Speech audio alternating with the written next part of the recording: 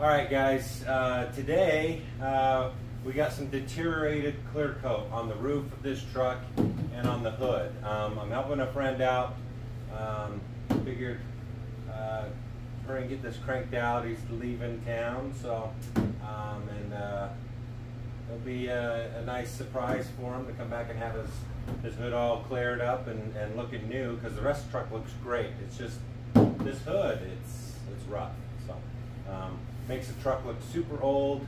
I mean, you can even see the primer, the paint's deteriorated, the clear coat deteriorated, then the paint deteriorated.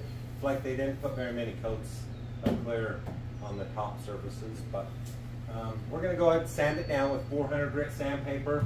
Then I'm going to take some Scotch-Brite to it after that, and we'll blend all the edges. And there's no rock chips in this, so it should be super easy. And maybe we might surprise them with the Jade Custom little hood stripe. So that'll be kind of fun. Maybe throw it in there with some pearl so he doesn't quite see it. That's what I was thinking. So cool. Let's get going.